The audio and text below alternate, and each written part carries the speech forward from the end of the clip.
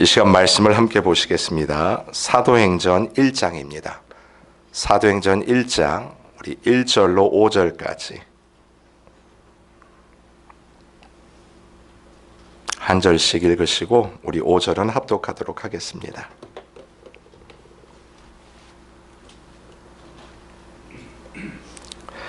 사도행전 1장 1절로 5절까지입니다. 먼저 1절을 시작합니다. 데오빌로여, 내가 먼저 쓴 글에는 무릇 예수께서 행하시며 가르치시기를 시작하신부터 그가 택하신 사도들에게 성령으로 명하시고 승천하신 날까지의 일을 기억하였노라. 그가 고난 받으신 후에 또한 그들에게 확실한 많은 증거로 친히 살아계심을 나타내사 40일 동안 그들에게 보이시며 하나님 나라의 일을 말씀하시니라. 사도와 함께 모이사 그들에게 분부하여 이르시되 예루살렘을 떠나지 말고 내게서 들은 바 아버지께서 약속하신 것을 기다리라. 같이 읽습니다. 요한은 물로 세례를 베풀었으나 너희는 몇 날이 못되어 성령으로 세례를 받으리라 하셨느니라. 아멘. 오늘 이 말씀을 통해 복음의 능력, 성령의 물결이라는 제목하에 함께 말씀을 나누겠습니다. 여러분, 우리는 어제 주일 새 첫 예배를 감사함으로 하나님 앞에 드리면서 이 한 해 동안 우리에게 주신 하나님의 놀라운 일들, 특별히 제사장 나라의 역할을 감당한다는 것을 말씀을 통해 받았습니다. 근데 하나님께서 말씀으로만 이 제사장 나라의 역할을 주신 게 아니라 그 일들을 감당하기 위해 저와 여러분에게 대제사장 되시는 예수 그리스도를 보내시지 않으셨습니까? 그분의 생명을 통해 오늘 우리가 구원의 이 길을 걸어가는 거예요. 그리고 새로운 시대의 새로운 역사, 우리가 살아내는 삶의 현실 가운데 그 말씀의 능력을 경험하고 나가는 자입니다.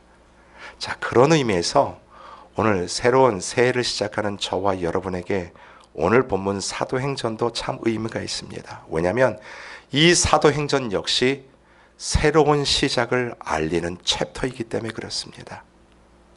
여러분, 어제 봤던 출애굽기는 죄에 묶여있던 모든 자를 하나님이 구속하시는 그 구속의 출발이었다면 이 사도행전은 드디어 초대교회가 태동을 하는 역사예요.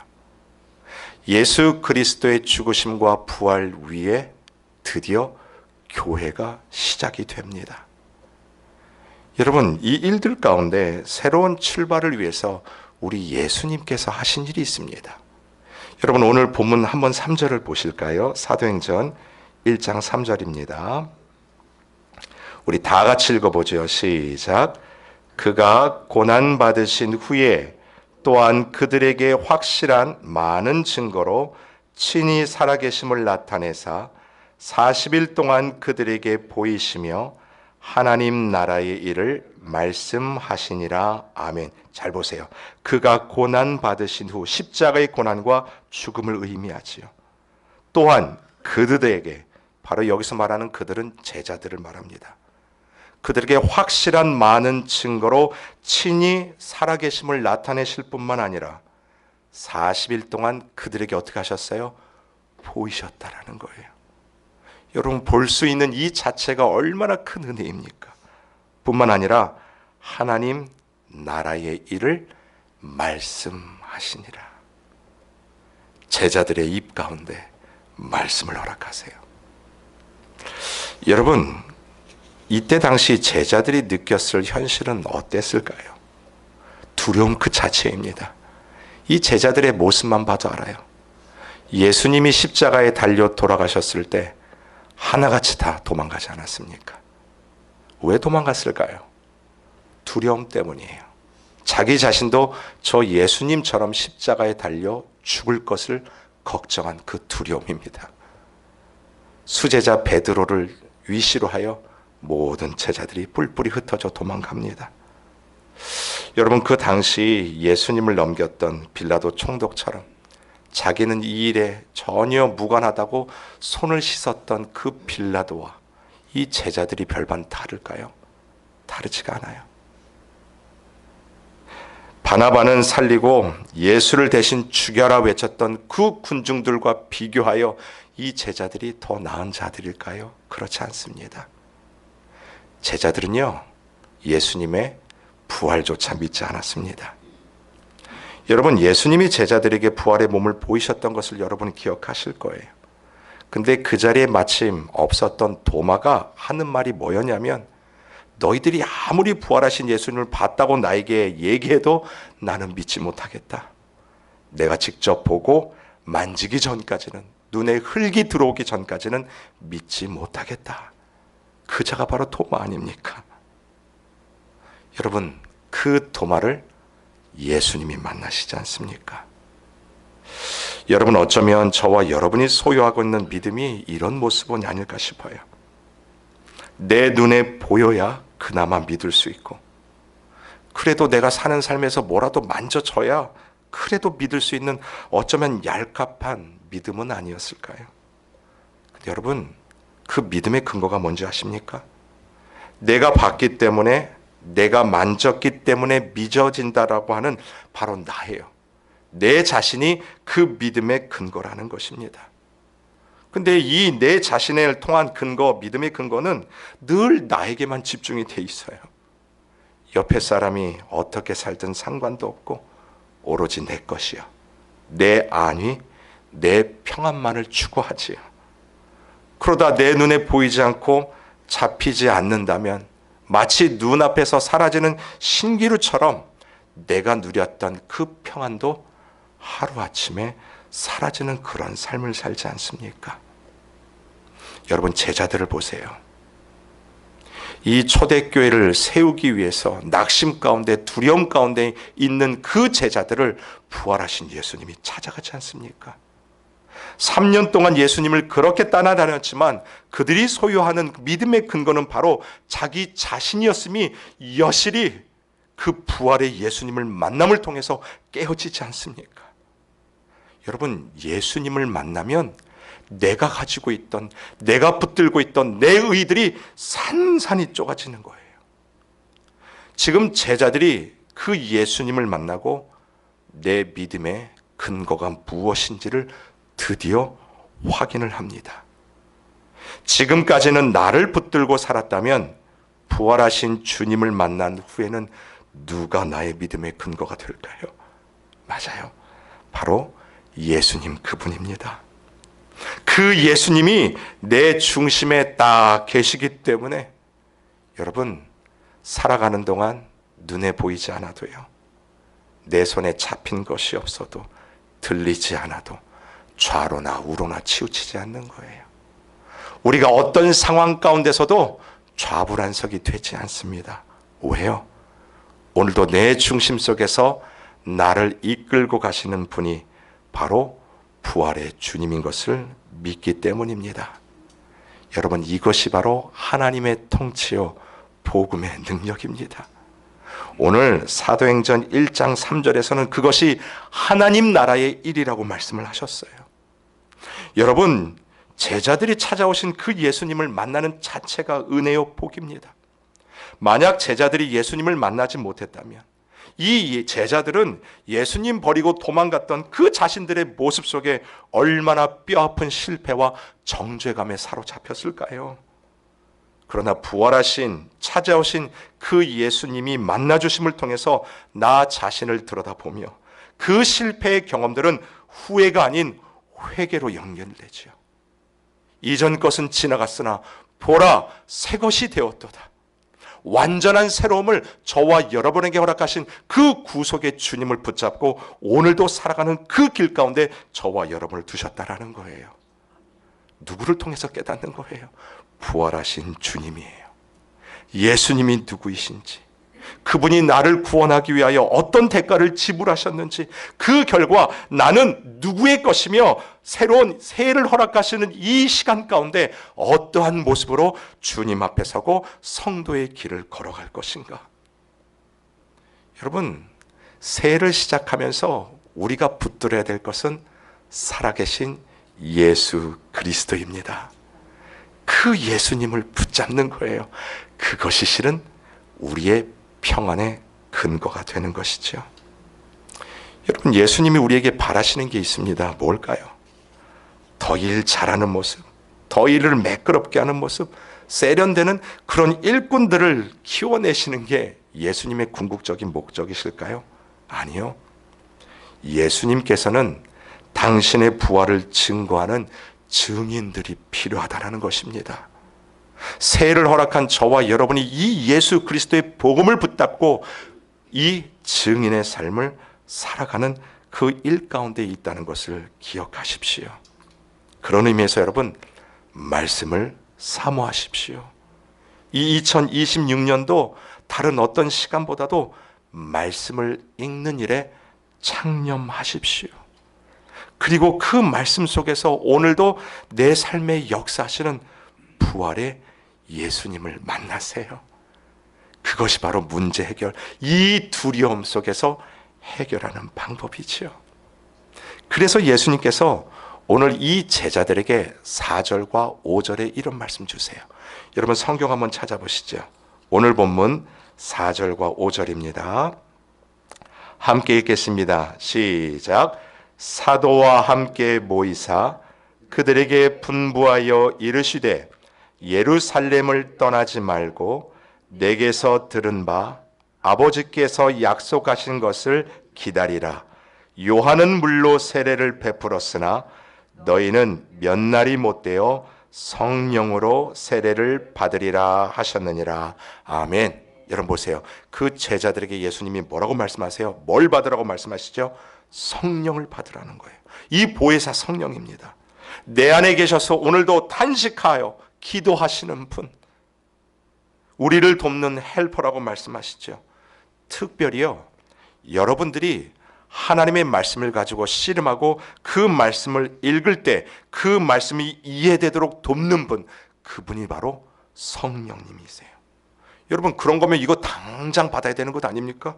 아니, 지체하지 말고 꽉꽉 눌러가지고 당장 받았으면 좋겠는데, 근데 예수님이 말씀하시는 게 뭐예요?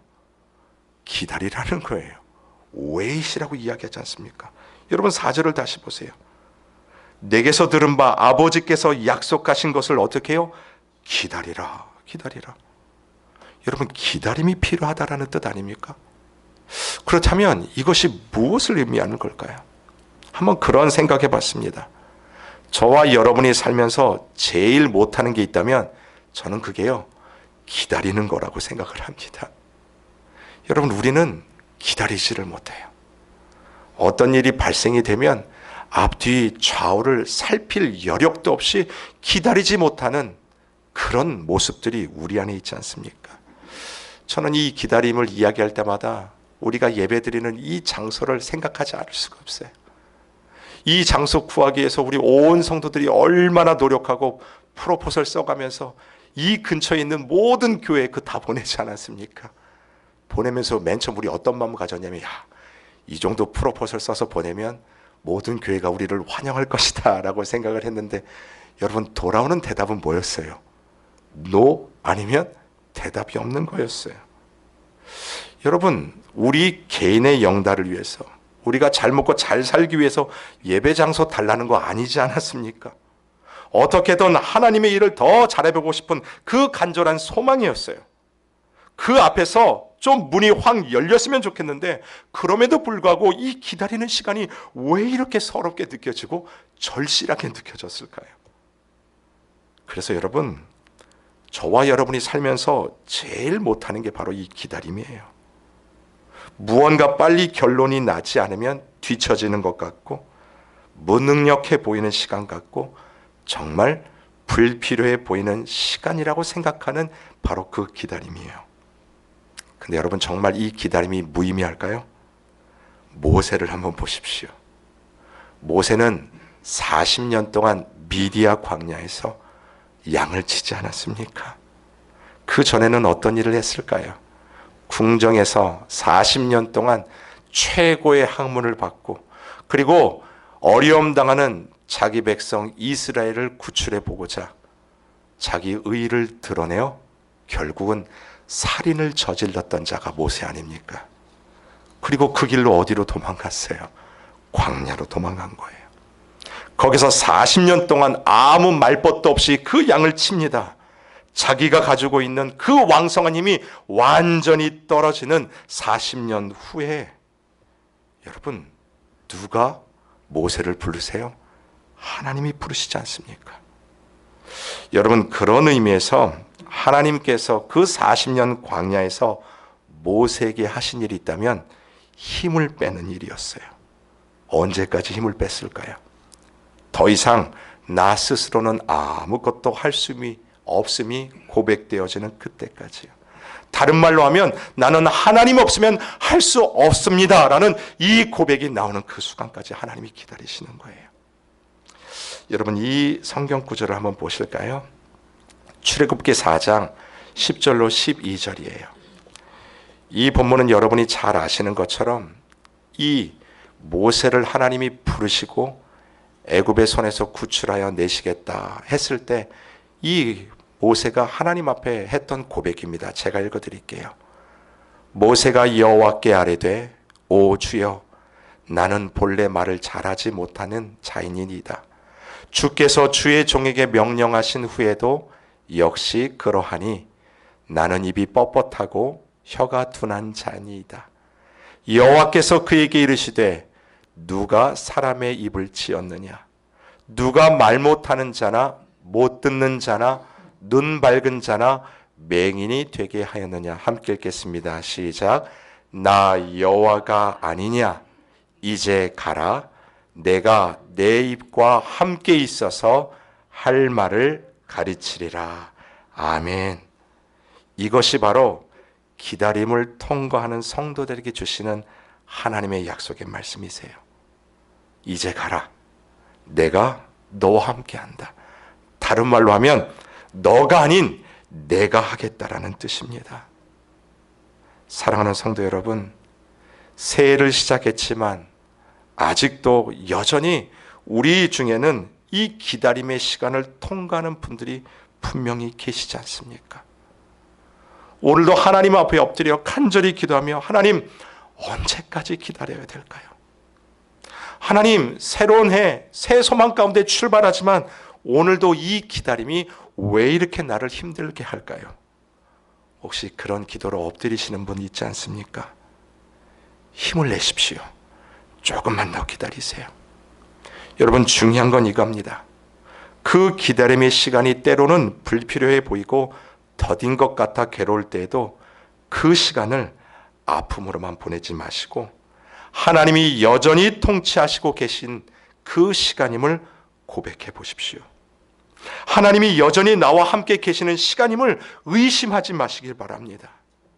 그리하여 나의 모든 상황까지도 하나님이 컨트롤하고 계심을 믿음으로 반응해내는 시간으로 보내시기를 바랍니다.